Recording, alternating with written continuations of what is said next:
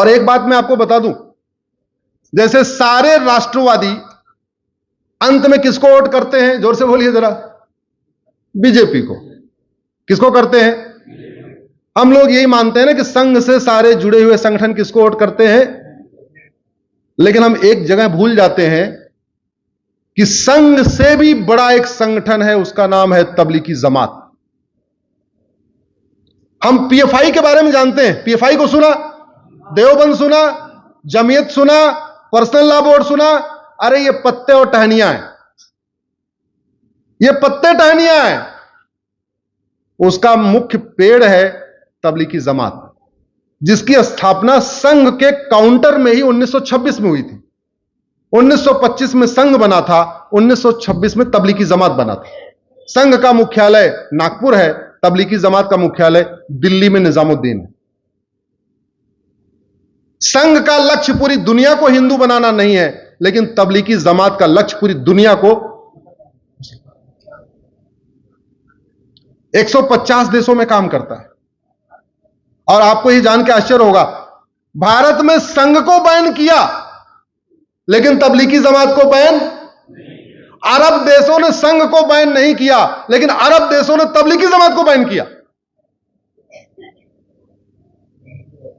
जो संगठन पूरी दुनिया को इस्लामाइज करना चाहता है, उस पे अरब में बैन लगा दिया। अब अरब में बैन लगाने का मतलब आप खुद समझ सकते हैं कि वो कह रहे हैं कि बहुत रेडिकल संगठन है, हमारे बच्चों को रेडिकल बना देगा।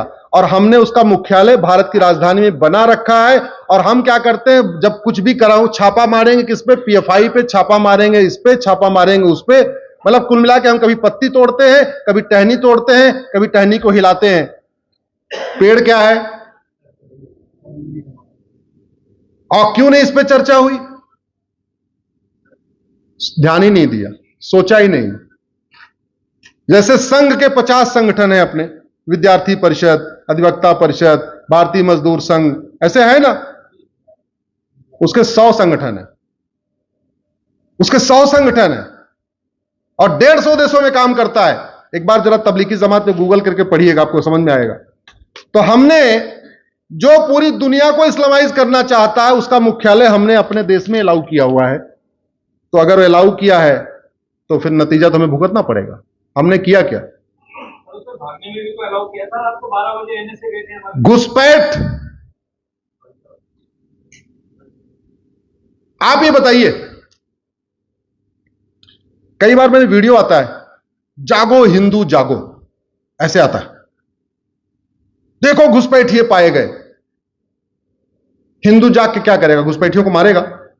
जोर से बोलिए जरा। घुसपैठियों को निकालना किसका काम है?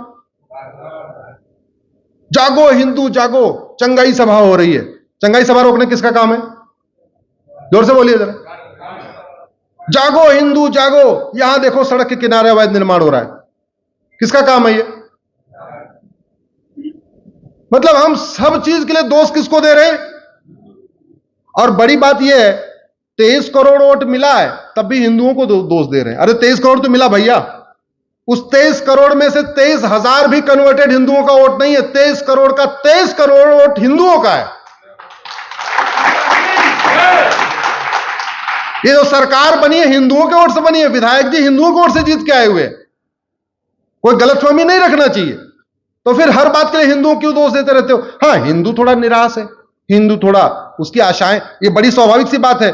जिससे ज्यादा प्रेम होता है उसी से ज्यादा नफरत होती है, और जिससे ज्यादा आशा होती है उसी से ज्यादा निराशा होती है।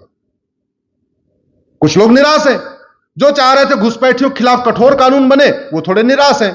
जिनको लगता था धर्मांतरण के खिलाफ कठोर कानून बने, वो थोड़े निराश हैं। जिनको लगता था जनसंख्या नियंत्रण कठोर कानून बने, वो थोड़े निराश हैं। जिनको लगता था भारत में मुकदमों के फटाफट फैसला होना शुरू हो जाए, साल साल भर में फैसला हो जाए, वो थोड़े निराश हैं।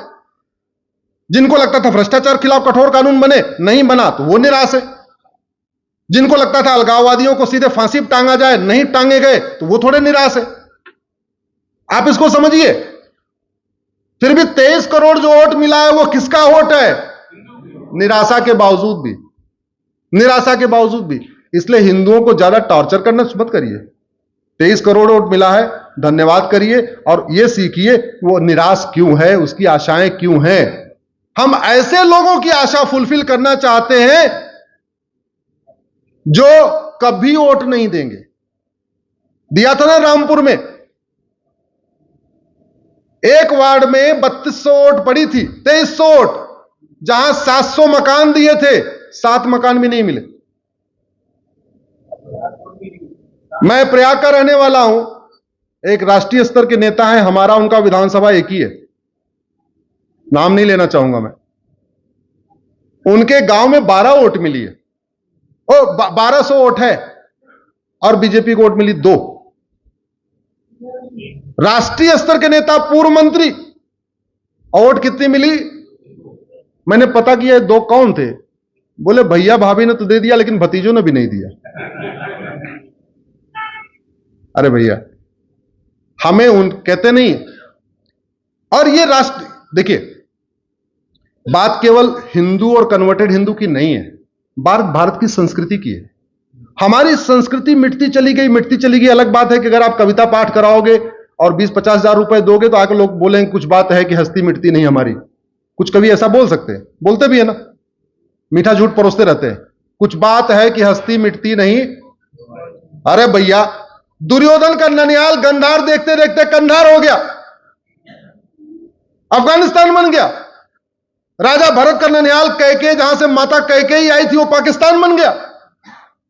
वेस्ट पंजाब पाकिस्तान में चला गया, ईस्ट बंगाल बांग्लादेश बन गया।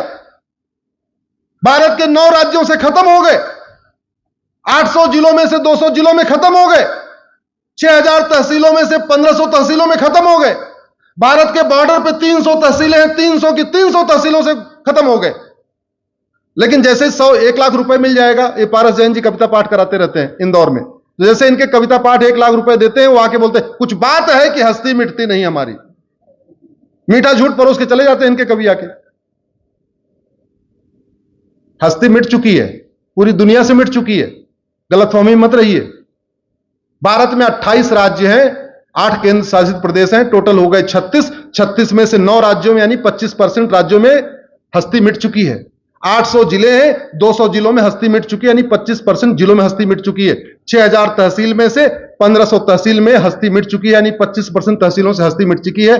और हमने अगर घुसपैठ के खिलाफ कठोर कानून नहीं बनाया, धर्मांतरण के खिलाफ कठोर कानून नहीं बनाया, जनसंख्या नियंत्रण कानून नहीं बनाया, अश्लीलता के खिलाफ कठोर कानून नहीं बनाया, ड्रग के खिलाफ कठोर कानून नहीं बनाया, समान शिक्षा लागू नहीं किया, समान नागरिक संहिता लागू नहीं किया, तो याद रखिएगा 25 साल के बाद 50% जिलों से, 50% तहसीलों से, 50% गांव से हस्ती मिट जाएगी, कोई रोक नहीं पाएगा। इसलिए मैं आप लोगों से निवेदन कर रहा हूं, उठिए, बोलिए। मैंने सुबह एक बात कही थी जब 12 लोगों के साथ बैठा था, महाभारत में केवल कौरव मारे गए थे या पांडव मारे गए थे? अरे दोनों की सेना मारी गई थी, बल्कि सेना ज्यादा किसकी मारी गई थी? ज्यादा किसकी मारी गई थी? क्यों? क्योंकि पर डे भीष्म पितामह मार रहे थे। क्या महाभारत रुक नहीं सकता था? क्या रुक सकता था? क्यों नहीं रुका? एक नहीं, अनेक कारण है। भीष्म के लिए अपनी प्रतिज्ञा सबसे ऊपर थी, उनके लिए राष्ट्र प्रथम नहीं था। द्रोणाचार्य जी के लिए हमने नमक खाया है, हम राज सत्ता के साथ रहेंगे, उनके लिए राज प्रथम था, राष्ट्र प्रथम नहीं था। कर्ण के लिए मित्र प्रथम था, राष्ट्र प्रथम नहीं था। कृपाचार्य के लिए चूंकि कुल गुरु थे, उनके लिए कुल प्रथम था, राष्ट्र प्रथम नहीं था। और सैनिकों के लिए अपनी ड्यूटी प्रथम थी, राष्ट्र प्रथम नहीं था। अगर भीष्म ने विद्रोह किया होता, महाभारत होता क्या? जोर से बोलिए जरा। द्रोणाचार्य ने विद्रोह किया होता, महाभारत होता क्या? कृपाचार्य ने विद्रोह किया होता क्या? कर्ण विद्रोह करता होता क्या? बाकी छोड़ो, सेनापतियों ने विद्रोह कर दिया होता तो होता क्या? तो मारे गए दोनों, और ज्यादा कौन मारा गया? पांडव, जो धर्म के रास्ते पे थे। मैं इसलिए कह रहा हूं, इस सैटरडे संडे में आपके बीच में हूं। पिछले सैटरडे संडे में जबलपुर, मैहर, सतना था। जबलपुर में आर्मी कैंट के पास एक पहाड़ी है, सारे बांग्लादेशी आके बस गए, सारे। और वहां एक नया मोहल्ला है, जबलपुर का कोई है क्या इधर? एक वहां नया मोहल्ला है, पता करिएगा, है ना नया मोहल्ला। उस नया मोहल्ला में 90% सिंधी रहते थे, सारे पाकिस्तान से आए। 1947 में उसका नाम ही नया मोहल्ला रखा गया, क्योंकि वहां सारे सिंधुओं को, एक ट्रेन आई होगी, 2 ट्रेन आई होगी, सारा वहां रोक के वहीं उनको बसा दिया गया।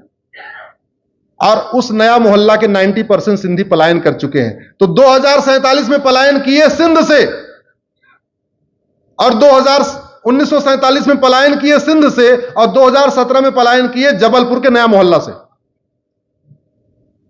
कब तक चलेगा पलायन? पलायन रुके, भारत की संस्कृति रुके, भारत की परंपरा मजबूत हो, भारत का दर्शन मजबूत हो, यही भारत का संविधान भी कहता है, और यही भारत की सरकार की ड्यूटी भी है